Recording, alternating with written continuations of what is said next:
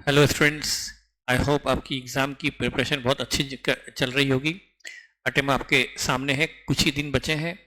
आप इस दिन की जगह आवर्स भी मान सकते हो, लेकिन ये पीक आवर्स है जब आपको अपनी प्रिपरेशन को बिल्कुल एक्सट्रीम पर ले जाना है और बगैर किसी प्रेशर के बहुत शानदार तैयारी करनी है। अकाउंट्स का जो आपका पहला पेपर होने वाला है, उसके लिए मैं आपको कुछ स्पेशल टिप्स तो क्या दूंगा, हर बार क्लास में बताता रहा हूँ, लेकिन ध्यान रखिए आपको एग्ज़ाम के 3 दिन पहले से अकाउंट स्टार्ट कर देना चाहिए, क्योंकि आपका पहला पेपर होता है और वो अच्छा जाना बहुत ज़रूरी है। आपको क्या करना है उसके अंदर, सबसे पहले आपको एएस पर फोकस करना है, क्योंकि वो पहला क्वेश्चन आता है और वो आपके एमसीक्यूज होते हैं, उस पर ज़्यादा क्वेश्चन बनते हैं एएस पर। तो सारे एएस आपको अच्छे से तैयार करने हैं, उस पर आपको पहला ध्यान देना चाहिए। और बचे हुए प्रैक्टिकल चैप्टर पर भी आपको लिमिटेड क्वेश्चन, कुछ क्वेश्चन हर चैप्टर के सॉल्व करना चाहिए। होल्डिंग है, एक क्वेश्चन खुद से पूरा सॉल्व करके देखो। अमलगमेशन है, हर variety in the purchase, in the nature of merger, T construction, सबका एक एक क्वेश्चन सॉल्व करके देखो। फाइनेंशियल स्टेटमेंट ऑफ कंपनी में एक क्वेश्चन भले सॉल्व न करो, सारे फंडामेंटल देख के जाओ। और आपको हर चैप्टर का एक एक दो दो क्वेश्चन कर कर जाना चाहिए और बाकी को देख लेना चाहिए।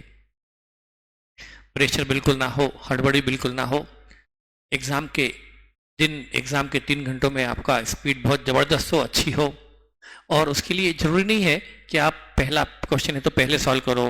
हाँ, यदि आपने दूसरा क्वेश्चन स्टार्ट किया है सबसे पहले तो चलेगा, उसके सब पार्ट सेकंड क्वेश्चन का पहला दूसरा तीसरा पार्ट है, तीनों साथ में करने पड़ेंगे। ऐसा नहीं है कि सेकंड क्वेश्चन का फर्स्ट पार्ट अभी किया, सेकंड पार्ट कहीं और कर रहे हैं थर्ड के बाद, वो नहीं। सेकंड क्वेश्चन किया है, पूरा कंप्लीट करो, first second third part like they. Paper को ढंग से पढ़ना जरूरी है, कई बार पेपर ठीक से न पढ़ने पर गलतियां होती है।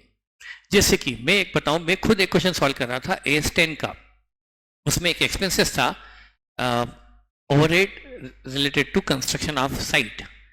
वो 25,000 दिए थे, पर ब्रैकेट में पर मंथ लिखा था, क्योंकि यूजुअली जो ओवरहेड होते हैं रिलेटेड टू कंस्ट्रक्शन वो पर मंथ कभी नहीं होते। मतलब वो जनरली होता ना ऐसी कॉस्ट जो रिलेटेड है, जो उस पर मानी गई, तो वो पर मंथ नहीं टोटल होती है। मैंने उसको टोटल में ले लिया, जबकि वो पर मंथ थी, मंथ का गणना करना भूल गया। एक पर मंथ ना पढ़ने से क्वेश्चन मेरा गलत हो गया। तो मतलब ये है कि आपसे एग्जाम में गलती ना हो जाए, नहीं तो बहुत भारी पड़ेगी। अच्छे से पढ़ना बहुत जरूरी है।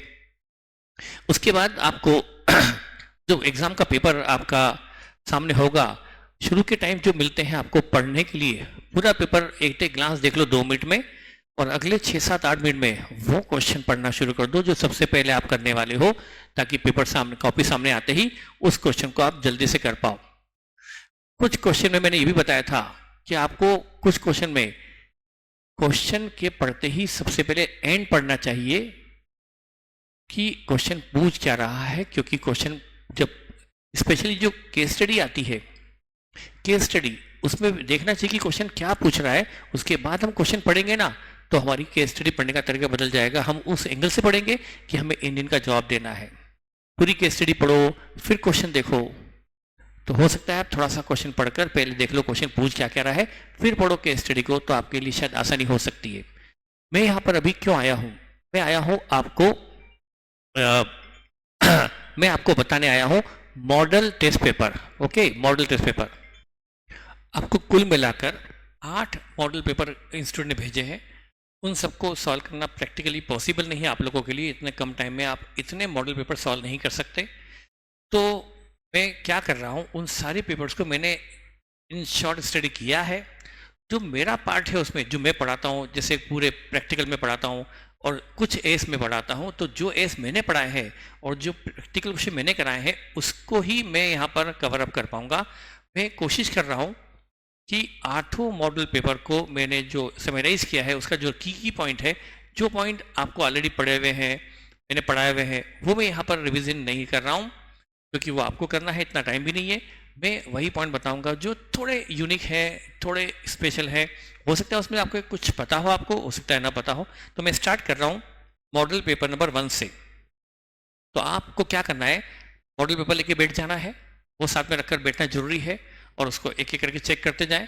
और एग्जाम के पहले भी क्या करना है आपको, सारे मॉडल पेपर आप भले ना करें 8 के 8, उनका जो फर्स्ट पार्ट है, केस स्टडी पार्ट है, फर्स्ट पार्ट, सेकंड सेक्शन छोड़ दो, फर्स्ट सेक्शन आपको सबका करना चाहिए। आठों जो मॉडल पेपर है उसका जो फर्स्ट पार्ट है, ये केस सिनेरियो, केस जो है स्टडी है, ये आपको सबके करना चाहिए, पूरे 8 के 8। तो पहला, जैसे आपका पहला मॉडल पेपर नंबर ये 1 है, इसमें पहला क्वेश्चन ये है, देखिए इसको। इसमें ये कंपनी टूर एंड ट्रेवल का काम करती है। इसके जो पहला पैराग्राफ है कि वो टूर एंड ट्रेवल में काम करती है, वो किसी एयरलाइन के सारे टिकट बुक कर लेती है, बाद में वो अपने लेवल पर उसको बेचती है बल्क में परचेस करके। ये शुरू के 2 पैराग्राफ उतने काम के नहीं। बाद में इसने क्या किया, ये जो पैराग्राफ है थर्ड पैराग्राफ, मैं उससे कनेक्टेड बता रहा हूँ। कंपनी ने एक फॉरवर्ड एक्सचेंज कॉन्टेक्ट किया। ये आपको पता है, ये AS11 का पॉइंट है, forward exchange contact. Forward exchange contact 2 तरह के होते हैं, एक जो रिस्क को अवॉइड करने के लिए होता है जिसको हम बोलते हैं हेजिंग, और दूसरा होता है सिर्फ ट्रेडिंग स्पेकुलेशन, जिसमें रिस्क को कवर करने के बजाय ट्रेडिंग पर्पज से कोई फॉरवर्ड एक्सचेंज कॉन्टेक्ट किया जाता है।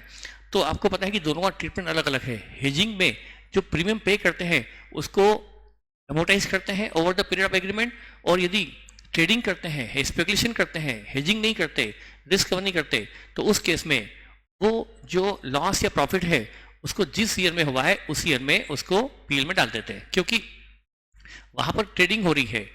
देखो यहाँ पर जो पहले केस में हेजिंग हो रही है, वहां जो प्रीमियम पे कर रहे हैं वो एक तरह से इंश्योरेंस प्रीमियम है, एक्सपेंसेस है, उसको अक्रूवल बेस पे बुक करेंगे।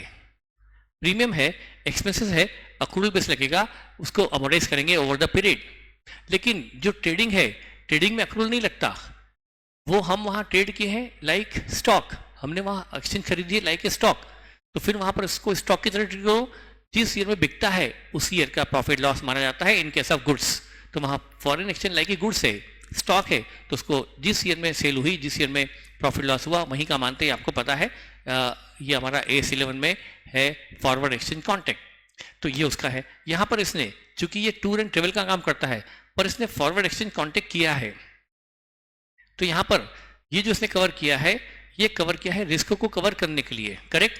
रिस्क, क्योंकि इसका बिजनेस है, ये बिजनेस से कनेक्टेड है, तो इसने यहाँ पर कोई ट्रेडिंग नहीं की है, बल्कि क्या किया है, इसने रिस्क को कवर करने के लिए कॉन्टेक्ट किया है।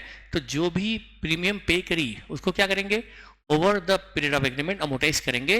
तो उसको हम, उसके लिए देखिए यहाँ पर जो क्वेश्चन पूछा है कि ये सजेस्ट कि इसका ट्रीटमेंट क्या होगा, ये सेकंड पैराग्राफ में पूछा, सेकंड क्वेश्चन पूछा है, तो इसका आंसर क्या है, premium on contract will be amortise over the life of contract, क्योंकि उसको हमने हेजिंग माना है। उसके बाद ये क्वेश्चन था, इसी क्वेश्चन में एक चीज और थी, क्या हुआ था, यहाँ पर जो कंपनी है, देखिए यहाँ पर कंपनी थी, ये सीज लिमिटेड ने खरीदा है ADI के मोर देन 50% शेयर, तो सीज हुई होल्डिंग, ADI हुई सब्सिडी, और AD ने एक अनदर कंपनी के 23% शेयर लिए हैं, एस्को कंपनी के 23% शेयर लिए हैं। तो AD ने लिए हैं 23%, लेकिन सीज ने, जो होल्डिंग कंपनी है, उसने भी 9% शेयर ले रखे हैं इस एस्को के, तो 23% मोर देन 20% हो गया। तो ये क्या हो गई, एसोसिएट। तो सीज है होल्डिंग, ADI है सब्सिडी, और एस्को है एसोसिएट, और 23% शेयर तो इसके पास है AD के पास, और 9% शेयर है सीज के पास। तो अल्टीमेटली जो ये एसोसिएट है, वो एसोसिएट किसकी हो गई, AD की भी, और देखा जाए तो सीज कंपनी की भी एसोसिएट हो गई है इनडायरेक्टली, क्योंकि सीज के पास कंट्रोल है ADI का, और ADI का कंट्रोल है उस एस्को पर 20, मतलब कंट्रोल नहीं, मोर देन 20% शेयर में कंट्रोल तो नहीं आता एसोसिएट, और एसोसिएट डायरेक्ट भी होता है, इनडायरेक्ट भी होता है।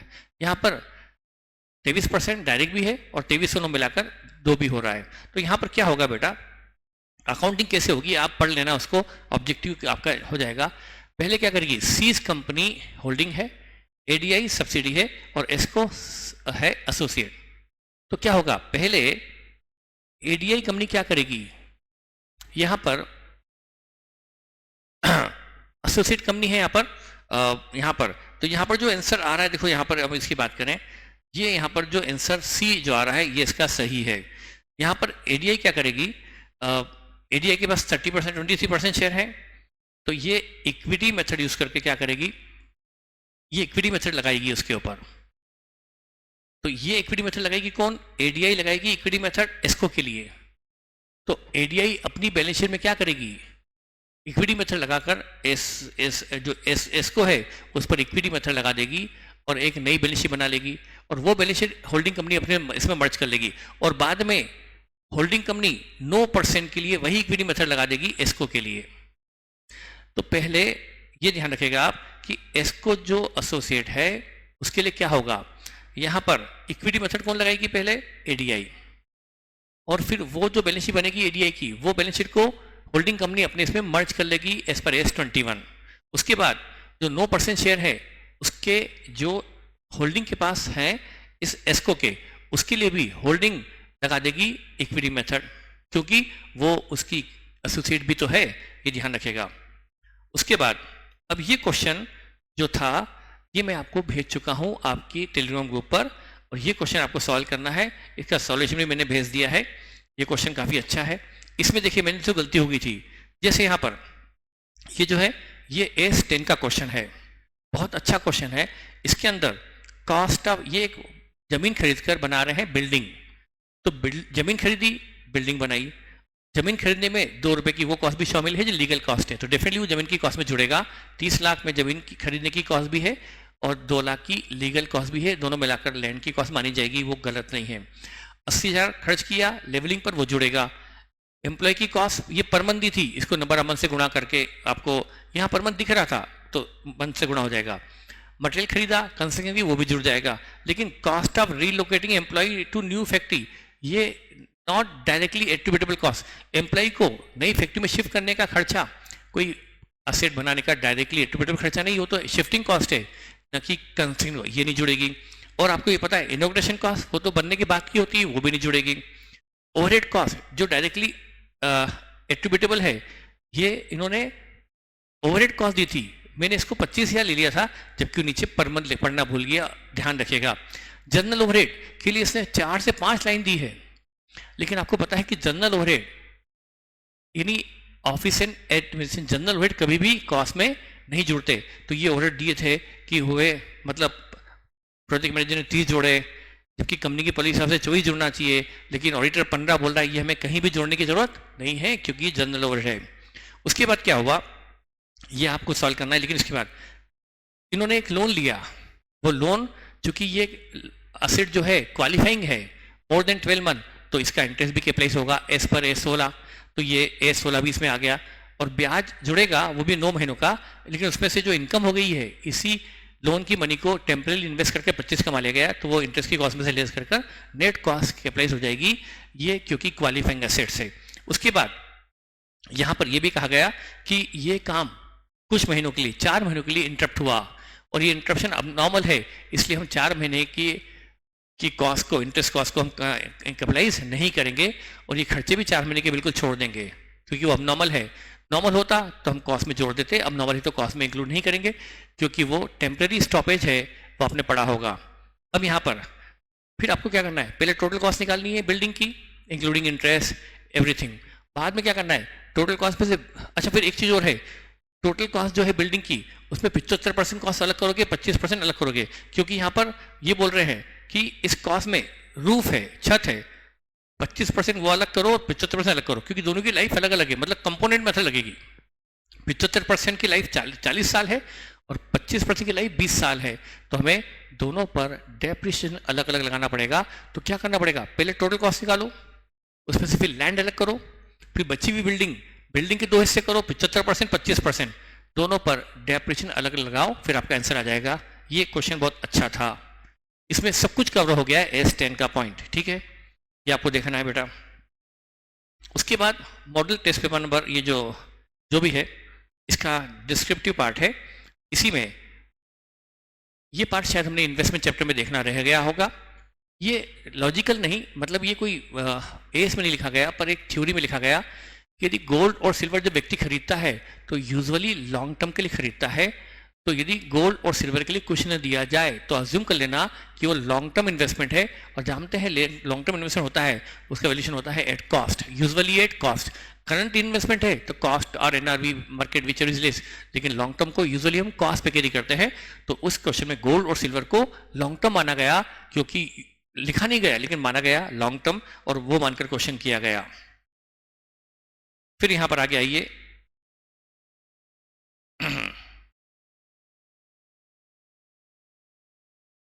हाँ, अब ये test paper model paper number 2 शुरू होता है।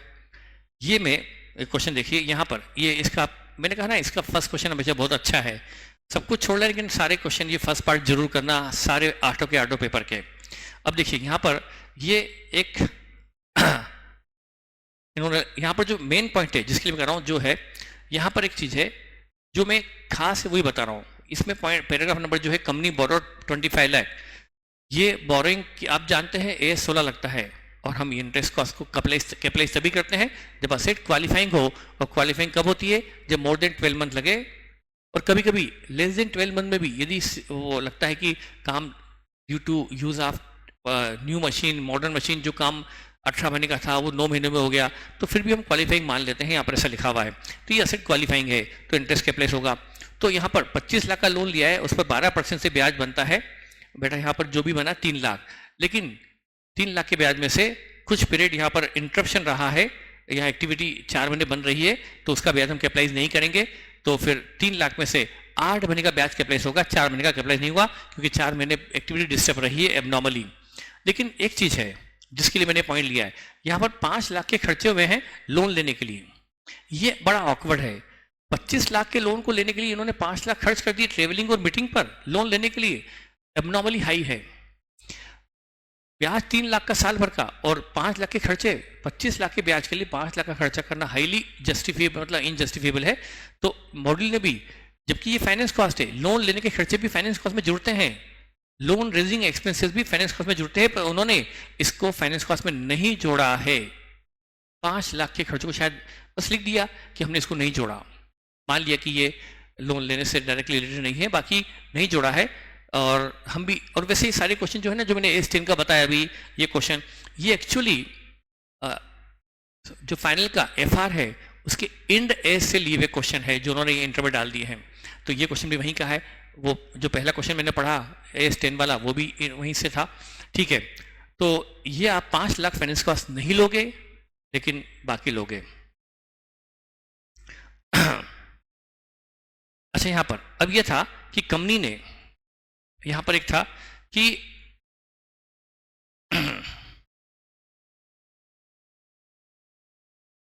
देखिए ये सेकंड पार्ट है, एक फाइनेंस लिमिटेड है, विलोड finance limited, financial enterprises business है, lending loan to small enterprises and earn, मतलब इसका काम है लोन देना। तो ये फाइनेंस कंपनी हुई, ये फाइनेंस कंपनी, ये इन्वेस्टमेंट कंपनी नहीं है, फाइनेंस कंपनी है। फाइनेंस कंपनी काम है लोन देना और ब्याज कमाना। तो पहला जो लोन देने से इनकम हुई है वो तो ऑपरेटिंग इनकम है, जैसे कंपनी ने 50 करोड़ लोन किए, इसकी इनकम ऑपरेटिंग इनकम। फिर उन्होंने सरप्लस फंड था बैंक में जमा कर दिया, वो भी बिजनेस है, क्योंकि बिजनेस के सरप्लस फंड बैंक में तो रखेंगे ना, तो वो भी इनकम तो बिजनेस की हुई ना, तो वो भी ऑपरेटिंग। जो FD कराई वो भी ऑपरेटिंग इनकम है, क्योंकि वो लोन हमेशा तो देते नहीं है, फंड एक्स्ट्रा पड़ा होता है, लोन देने का वेट कर रहे होते, तब तक फंड को FD कर दी, तो ये भी आपकी बिजनेस का हिस्सा है। नॉर्मल कोर्स में FD कराएंगे ना, फंड को आइडल थोड़ा रखेंगे, तो वो आपकी वो भी। लेकिन इन्होंने गोल्ड यूनिट खरीद ली, गोल्ड लोन यूनिट। ये गोल्ड लोन यूनिट मतलब ये इन्वेस्टमेंट है, ये लोन नहीं दिया, ये तो इन्होंने कोई गवर्नमेंट बॉन्ड जैसा नाम है, गोल्ड लोन यूनिट खरीद ली। तो फिर ये इनकम ऑपरेटिंग नहीं है, क्योंकि ये इन्वेस्टमेंट कंपनी नहीं है, फाइनेंस कंपनी थी, तो इसकी इनकम कहाँ जाएगी? इन्वेस्टिंग एक्टिविटी में जाएगी। ये यहाँ पर आपको ऐसा टिक मार्क मिल जाएगा, ये आप इसके MCQs में चेक कीजिएगा। उसके बाद देखिए, ये था एक कंपनी है प्रथम, इसके ये एक मैन्युफैक्चरिंग ऑफ स्टील रॉड है, ये मैन्युफैक्चरिंग कंपनी है, वो ठीक है। खास है, इसने शेयर बेचे एक किसी भारतीय एयरटेल के, और अब पूछ रहे हैं कि what amount would be disclose in P&L। जो भारतीय लिमिटेड के शेयर बेचे उसका अमाउंट P&L में कैसे दिखाएं? भाई सेल प्रोसीड को P&L में थोड़ा ले जाते हैं, उस सेल पर होने वाला प्रॉफिट या लॉस लेकर जाते हैं P&L में। तो नीचे ऑब्जेक्टिव में आ जाएगा ये MCQs में कि सेल प्रोसीड लो, उसमें से कॉस्ट यानी कैरिंग कॉस्ट घटाओ, प्रॉफिट आ गया, उसमें से एक्सपेंसेस ऑफ सेल वो घटा दो, उससे आपको पता है सेल प्रोसीड कम हो जाती है। तो उसके बाद जो नेट प्रॉफिट बचा, नेट सेल प्रोसीड लो, उसमें से कॉस्ट घटा दो, carrying cost, profit on sale of investment जो आया, प्रॉफिट ऑन सेल ऑफ जो शेयर आया उसको P&L में लो। इसके लिए ऑब्जेक्ट नंबर D इस पर सही लगेगा। क्या लिखा है? डिफरेंस बिटवीन कैरिंग अमाउंट मतलब book value and disposal proceed मतलब सेल प्रोसीड, उसमें से लेस करो एक्सपेंसेस ऑफ सेल, फिर जो प्रॉफिट आया वो डाल दो P&L में, प्रॉफिट लॉस जो भी आया। फिर यहाँ पर अगला है, आगे बढ़ते जाएं हम, ये इसका सेकंड पार्ट है, डिस्क्रिप्टिव पार्ट है। यहाँ पर ये इसका सी पार्ट है। देखिए इसमें क्या है, बहुत ही इंपॉर्टेंट पार्ट है इन्वेस्टमेंट S11 का, S13 का इन्वेस्टमेंट को लॉन्ग टर्म से शॉर्ट टर्म में कन्वर्ट करना या शॉर्ट टर्म से लॉन्ग टर्म में कन्वर्ट करना हमने पढ़ा तो था, पर उतना डेप्थ में नहीं पढ़ा था, उसको मैंने समझाया था। तो इसके लिए आपको क्या करना है बेटा, इसको एक बार पढ़ लेना यहाँ इन्वेस्टमेंट चैप्टर से। इन्वेस्टमेंट चैप्टर में क्लासिफिकेशन, रीक्लासिफिकेशन इन्वेस्टमेंट है आपके इन्वेस्टमेंट चैप्टर में। लॉन्ग टर्म से करंट मानना, इन्वेस्टमेंट खरीदा लॉन्ग टर्म था, बाद में उसको हम करंट मानना चाहते हैं, जल्दी बेचने का इरादा हो गया, या खरीदा कम समय के लिए था, अब सोचे कि हम लंबे समय होल्ड करेंगे, तो conversion of current to long term है। तो यदि लॉन्ग टर्म है तो क्या करेंगे, लॉन्ग टर्म से करंट में डाल रहे हैं, उसी पर क्वेश्चन पूछा है उसके अंदर। तो गेनिंग अमाउंट मतलब बुक वैल्यू और cost, which ever is lower पर हम उसको बुक्स में ले लेंगे। वैल्यूएशन कैसे करेंगे, lower of cost and carrying amount. Cost मतलब जितने पे खरीदना था, ओरिजिनल कॉस्ट, और उसकी बुक वैल्यू मतलब WDV, which ever is lower पर उसको ले आएंगे। और यदि वो करंट से लॉन्ग टर्म में है तो क्या करेंगे, कॉस्ट या fair value which ever is less पर लेंगे। ये आप थोड़ा देखेगा, ये बात इसको ध्यान से देखेगा, और ये आपको अप्लाई करना है इस क्वेश्चन में। यहाँ पर कॉस्ट थी 14 करोड़, 14 लाख, और बाद में उसको 2 लाख घटाकर 12 पे ले आए, तो कैरिंग अमाउंट तो 12 लाख है, कैरिंग अमाउंट 12 लाख और cost 14 lakh, which ever is lower, और से मार्केट वैल्यू 15 है, पर हम क्या देखते हैं ये लॉन्ग टर्म से करंट में है, तो कॉस्ट या कैरिंग अमाउंट, कॉस्ट है 14, कैरिंग अमाउंट है 12, विच एवर इज लोअर, तो 12 पे रख देंगे, इन्वेस्टमेंट को 12 पे बुक्स में कैरी करेंगे। दूसरा है करंट से लॉन्ग टर्म, इसमें देखते हैं कॉस्ट या फेयर वैल्यू, तो कॉस्ट और यहाँ पे फेयर वैल्यू दी है, विच एवर इज लोअर पे ले लेंगे, ये देखेगा। इसमें हम इतना ही टाइम दे पाएंगे, बाकी आपको खुद ध्यान देना है, पहले वो पढ़ लें। हाँ, इन्वेस्टमेंट चैप्टर में आगे एक चीज और पढ़ने की मैं बताऊंगा आपको, आगे आएगा वो भी। चलिए ये है star limited acquire 70% share of moon, ये हो गया होल्डिंग और सब्सिडी। यहां पर जो है बेटा, ये आपको इसमें क्या करना है, गुडविल या कैपिटल निकालना है, पर तरीका थोड़ा अलग होगा। क्या करते बेटा, हमारी एक तुम क्या लेते हैं, cost of investment, cost of investment in subsidy लेते हैं, और हमारा तरीका होता है ना share capital plus pre equation profits. मैंने आपको 2 तरीके बताए थे बेटा, जिस दिन शेयर खरीदे उस दिन की कैपिटल और प्री इक्वेशन प्रॉफिट यानी कैपिटल प्रॉफिट में हिस्सा, और एक तरीका और होता है उस दिन हमारी नेट एसेट में हिस्सा, शेयर इन नेट एसेट। तो यहाँ पर बेटा कौन सा मेथड लगेगा, यहाँ पर जो इन्फॉर्मेशन है वो लगेगी share in net asset on that date.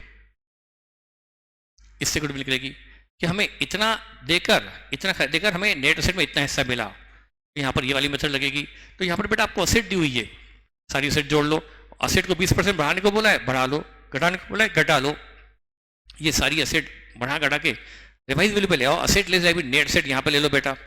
और जो इन्वेस्टमेंट जितने में लिया था वो इन्वेस्टमेंट 140 लाख में लिया था, तो इतना देकर इतना हमें नेट एसेट पे हिस्सा मिला, ये नेट एसेट भी उसी दिन की है जिस दिन लिया, तो ज्यादा दिया तो गुडविल, ये आपको ध्यान होगा बेटा। बस ये है कि यहाँ पर डिविडेंड मिला है, 20% डिविडेंड मिला है उसी दिन, 31 मार्च को खरीदा उसी दिन डिविडेंड मिला, तो हमें ये पता नहीं पड़ रहा है, क्वेश्चन में ये क्लियरिटी नहीं है कि ये इन्वेस्टमेंट खरीदने के बाद डिविडेंड मिला है पहले। डेफिनेटली हम ये मान रहे हैं कि बाद में मिला, तो क्या करना पड़ेगा, और ये जो नेट एसेट दी है 31 मार्च की दी है, शेयर भी खरीदे 31 मार्च को और डिविडेंड भी दिया 31 मार्च को, ये कंफ्यूजन है। तो हम क्या मान रहे हैं बेटा, हम ये मान रहे हैं कि जो नेट एसेट दी है ना, जिसमें करंट एसेट भी शामिल है, ये डिविडेंड देने के बाद की है, मतलब कंपनी ने डिविडेंड दे दिया, उससे उसका बैंक बैलेंस कम हो गया होगा, तो ये करंट एसेट में बैंक बैलेंस शामिल है और ये डिविडेंड देने के बाद की है। तो ये नेट एसेट डिविडेंड देने के बाद की है, तो ये इन्वेस्टमेंट भी डिविडेंड देने के बाद की होना चाहिए। और जब डिविडेंड मिलता है out of pre equation profit, तो लेस क्या करते हैं, dividend out of pre equation. तो बेटा आपको क्या करना पड़ेगा, जो भी डिविडेंड मिला 70% मिला होगा टोटल डिविडेंड का, वो यहाँ से लेस कर देंगे, और फिर जो रिवाइज कॉस्ट आएगी उसमें से ये लेस करके गुडविल वगैरह निकाल लेंगे। ये हमारी गुडविल निकालने की दूसरी मेथड थी। अब यहाँ पर अगला, अब देखिए यहाँ पर अगला है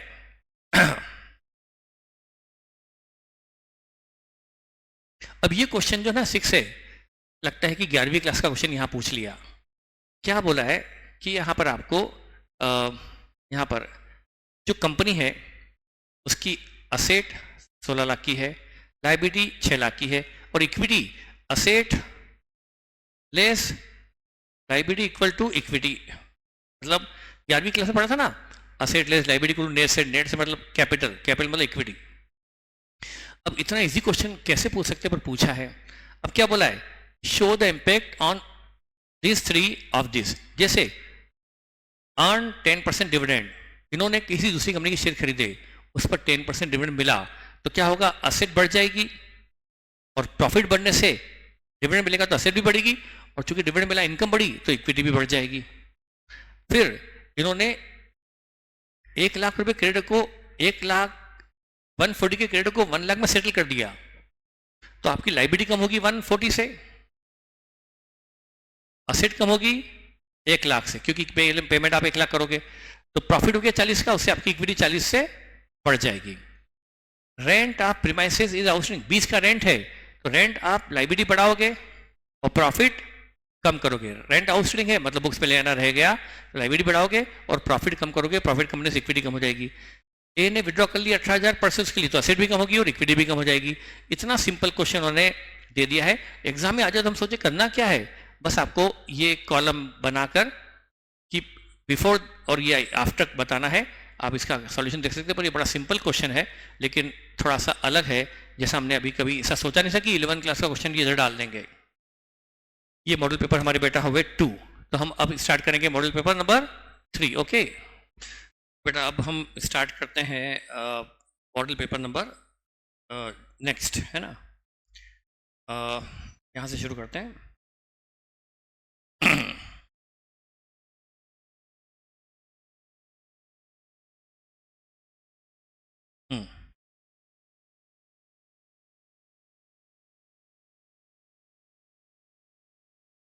से देखिए बेटा, यहाँ पर आपको एक बात बताना चाहूँगा बहुत ही इंपॉर्टेंट, कि इन्होंने हर मॉडल पेपर में, लगभग हर मॉडल पेपर में बायबैक पर बहुत फोकस किया है।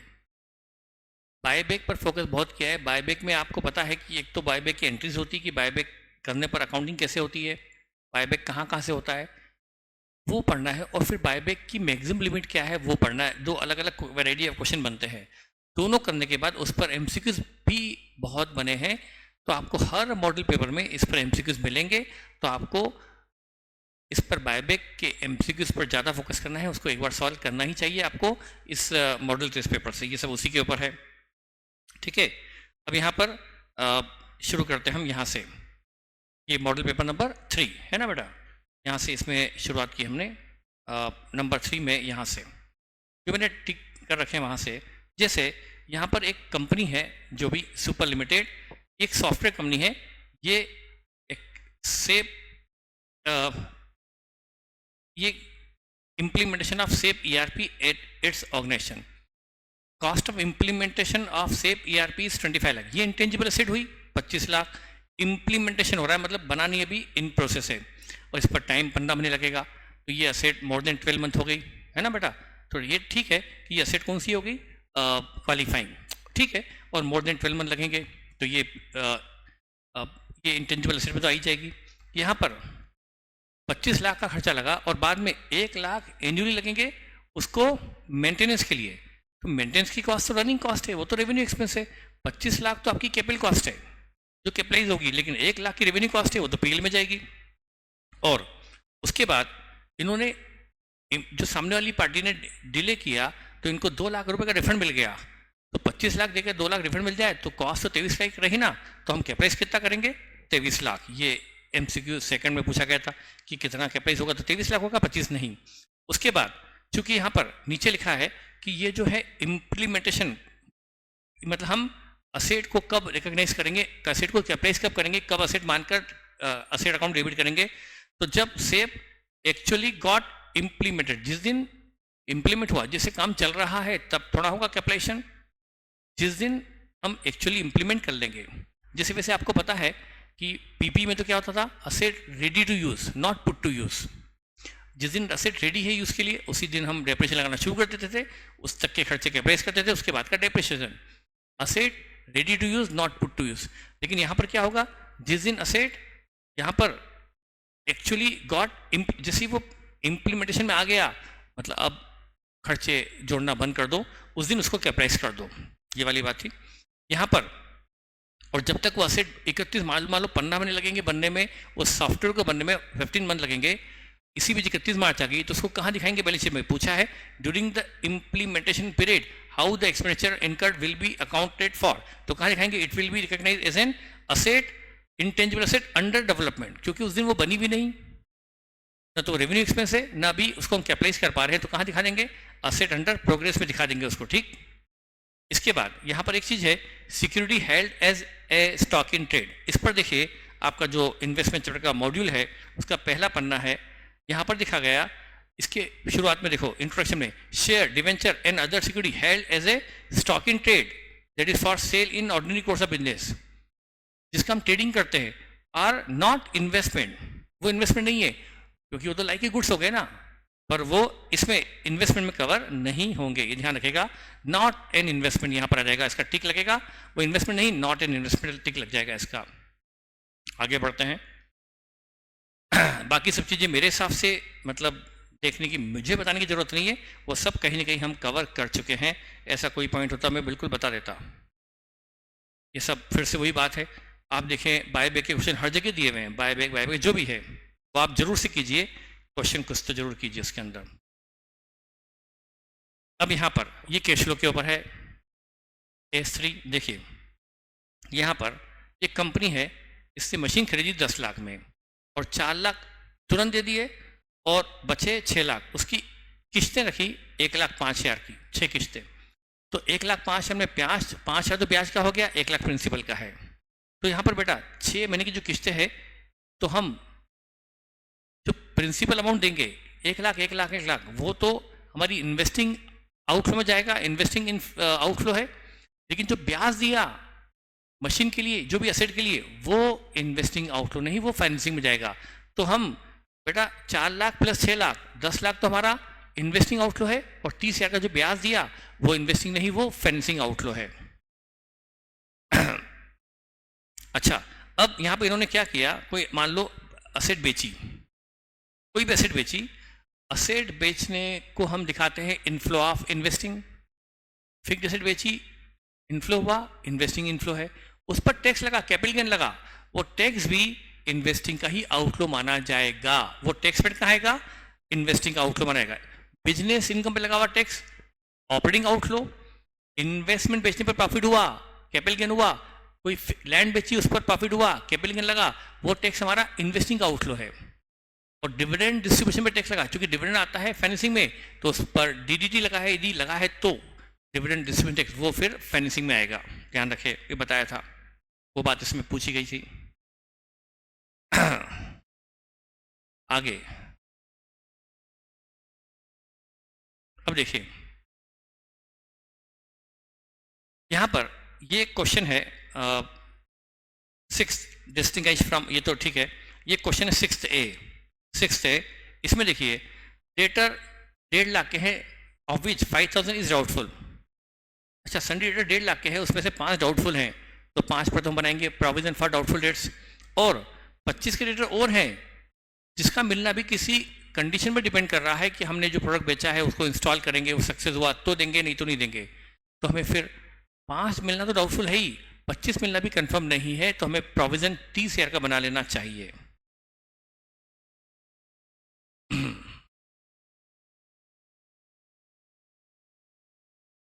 आगे आते हैं,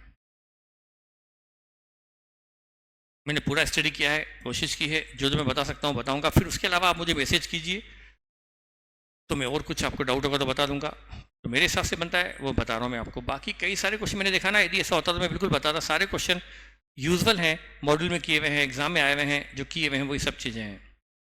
हाँ, अब देखिए ये S11 फॉरेन करेंसी जो है ना, effect of change in foreign currency उस पर है, आप पढ़ चुके हैं, उसमें फॉरेन ब्रांच भी पढ़ चुके हैं अपन, S11 भी पढ़ चुके हैं, तो यह उस पर है कि यहाँ पर एक ब्रांच है, वहाँ पर स्टॉक है, स्टॉक ये आपको दिया है US डॉलर में 5520, और Q स्टॉक आइटम P का और Q का ये हमारा स्टॉक है, ये 2 स्टॉक है।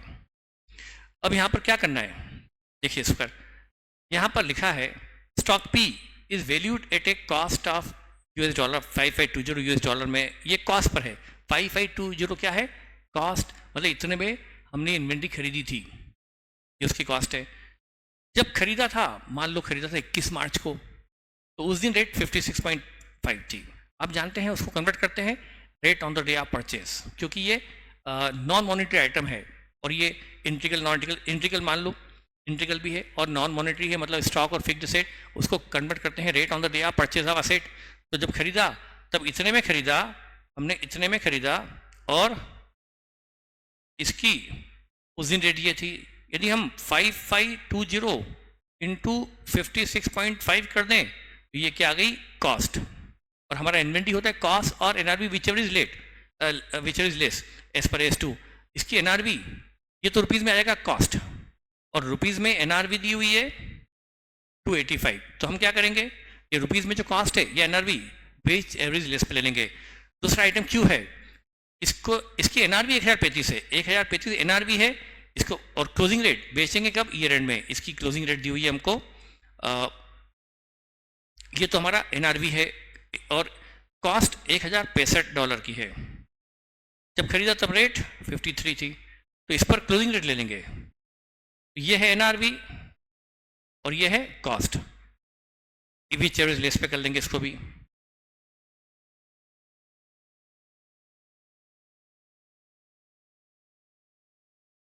और आगे टाइम लगेगा बेटा 2 मिनट में।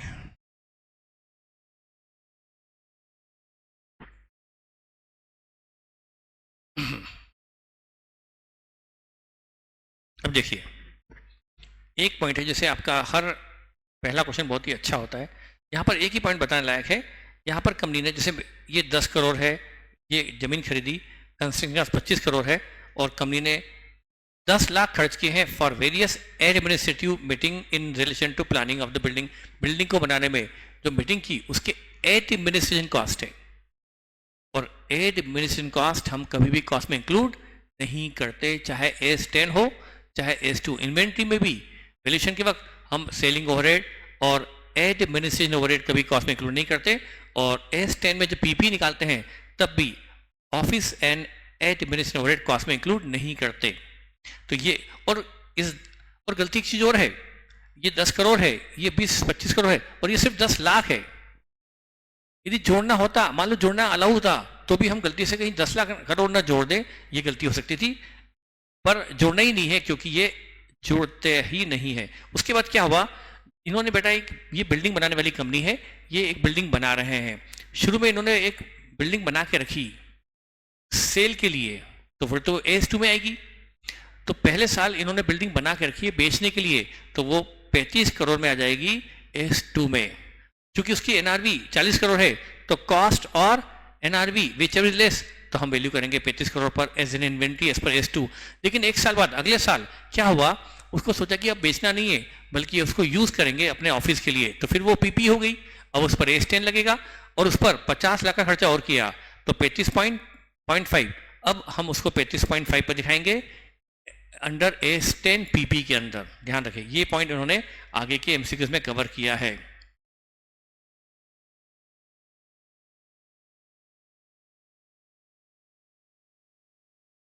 बहुत इजी क्वेश्चन है ये।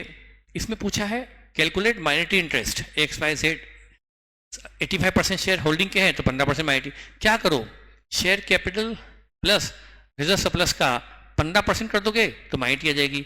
यहाँ कैपिटल प्लस रिजर्व सरप्लस का 30% कर दोगे, ये आपने शेयर कितने मिले मतलब नहीं, जो आपकी डेटा वैल्यूएशन को शेयर कैपिटल थी और रिजर्व सरप्लस था, इसका 30% कर दोगे तो माइनॉरिटी आ जाएगा। और आज ये उस दिन की बात है जब शेयर खरीदे, आज कैपिटल इतनी है, रिजर्व सरप्लस इतना है, तो क्या करो, आज की कैपिटल प्लस रिजर्व सरप्लस उसका आपने 30% कर दिया तो माइनॉरिटी आ जाएगी। ये माइनॉरिटी, इसका 30% आज उस दिन की माइनॉरिटी जब शेयर खरीदे, और इसका 30% मतलब आज की माइनॉरिटी। ऐसा आपको बहुत इजीली क्वेश्चन हो जाएगा। नया है, हमने किया हुआ नहीं है, पर बहुत इजी क्वेश्चन है, इसलिए मैं आपको बता नहीं रहा हूँ। आप इसको चेक कर सकते हो एक बार कि क्या पूछा है। कई बार क्वेश्चन बहुत इजी पूछ लेते हैं तो भी टफ लगने लगता है कि ये हमने किया नहीं, लेकिन बहुत इजी होता है वो।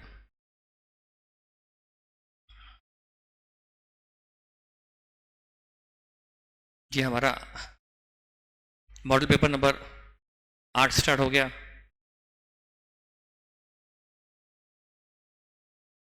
इसको भी देख लेते हैं।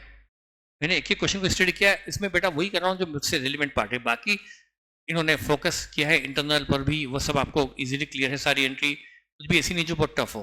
ठीक है बेटा, तो ये मैंने आपको बताया, आपके 8 मॉडल पेपर हैं, बीच का कोई छूट गया हो तो मुझे बताना। अब मैं आपको यदि कुछ छूट गया होगा तो उसका भी मैं वीडियो डाल दूंगा, और आरटीपी का भी हुआ तो मैं वीडियो थोड़ा बाद में डालूंगा, मैं अब डालूंगा 20 तारीख के बाद। ठीक है बेटा, तो आप इनको पहले स्टडी कर लो, और जितने भी एमसीक्यू वाले एमसीक्यू जो जितने मॉडल है उसका जो फर्स्ट पार्ट है एमसीक्यू वाला, वो जरूर प्रैक्टिस करके जाओ, क्योंकि उसकी प्रैक्टिस आपको करनी है, और न्यूमेरिकल की प्रैक्टिस तो काफ़ी अच्छी हो चुकी है। ठीक है बेटा, तो आप और भी कुछ दिक्कत हो आप मुझे व्हाट्सएप कर सकते हैं, और कुछ मुझे और की पॉइंट लगा तो मैं आपको व्हाट्सएप करके बता दूंगा।